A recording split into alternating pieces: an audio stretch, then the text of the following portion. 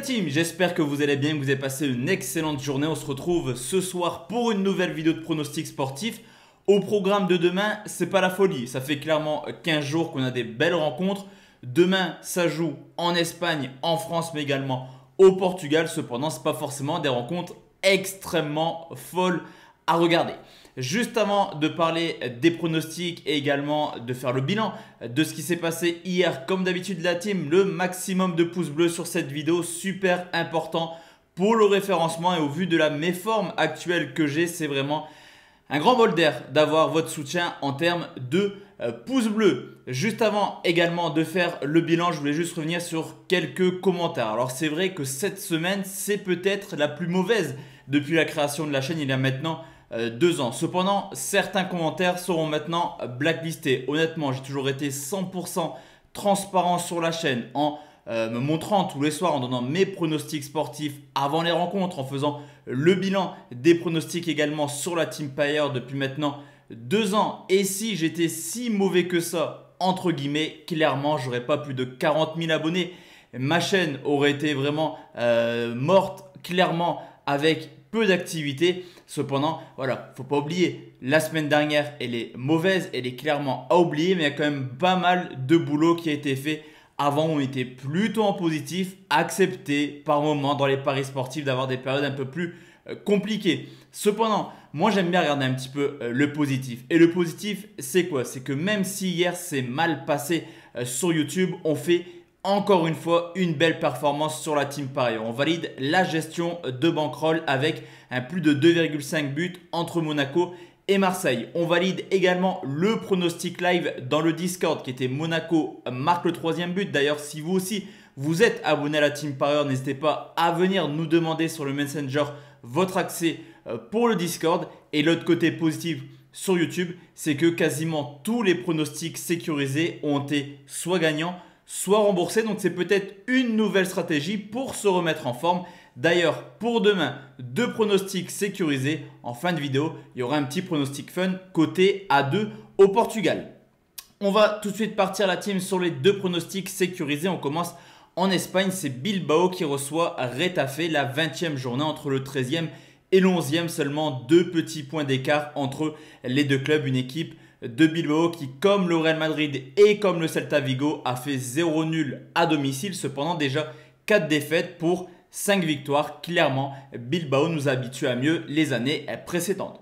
De son côté, à l'extérieur, Retafe a plutôt des bonnes petites performances. C'est pas la folie, mais ça fait quand même des résultats. 2 victoires, 3 nuls, 3 défaites. Cependant, c'est la plus mauvaise attaque avec seulement 7 buts marqués. Au niveau de l'état de forme, Bilbao va très bien actuellement, surprenant vainqueur de la Supercoupe en battant le Real Madrid et le FC Barcelone. Ils sortent également d'une belle prestation en Coupe du Roi en s'imposant 2-1 contre Ibiza. Cependant, 4e match pour Bilbao en 10 jours où contre Ibiza, justement, ils voulaient faire tourner.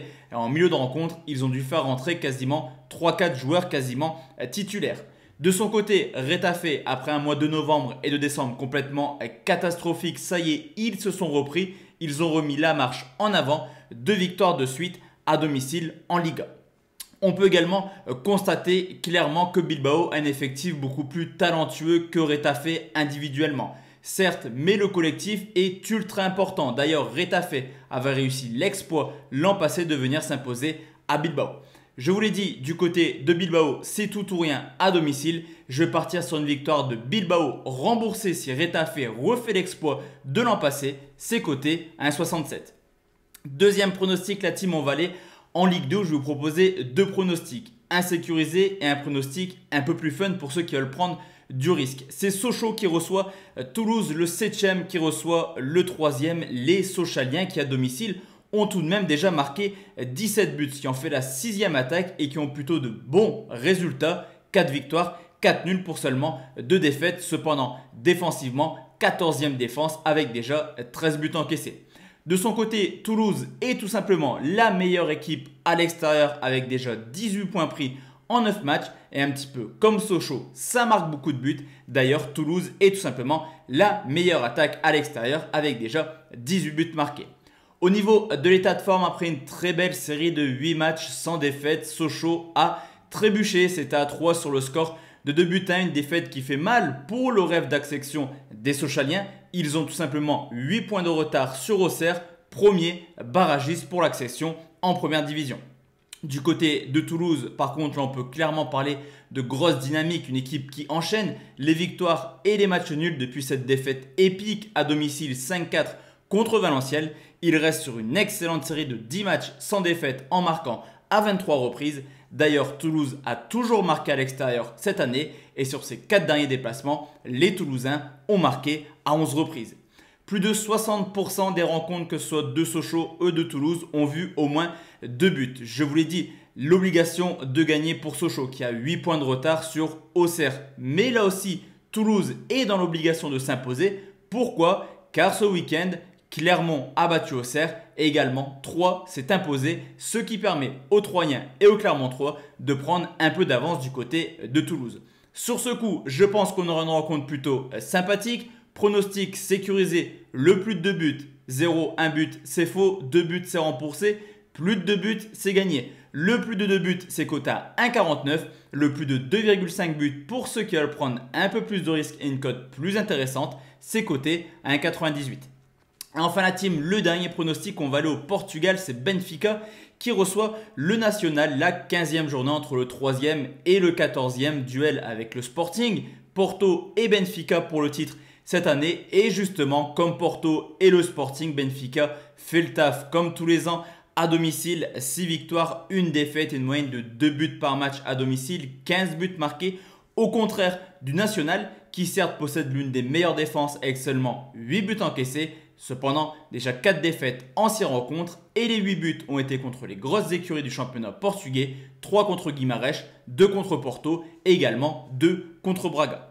Au niveau de l'état de forme, durement touché par le Covid, Benfica s'est incliné en demi-finale de la Coupe de la Ligue contre Braga. D'ailleurs, c'est une équipe qui n'aura pas son 11 titulaire demain, mais ce n'est pas dérangeant dans le sens où le National est également en méforme. 6 défaites sur les 7 dernières rencontres, 12 buts encaissés, quand on sait que Benfica, cette année à domicile, a joué 15 matchs dans 14 rencontres différentes. Ils ont marqué au moins 2 buts. D'ailleurs, l'an passé, le National avait complètement craqué du côté de Benfica. On se souvient tous, cette humiliation sur le score de 10-0. Et Benfica pourra compter demain sur Severovic. D'ailleurs, en 6 matchs à domicile cette année, il a marqué dans 5 rencontres différentes. Et avec Pizzi, ce sera les 2 atouts majeurs de l'animation offensive de Benfica. Sur ce coup, Severovic, Pizzi, ça a une cote à 2. Je vais partir sur l'attaquant. Le but de Severovic, c'est coté à 2.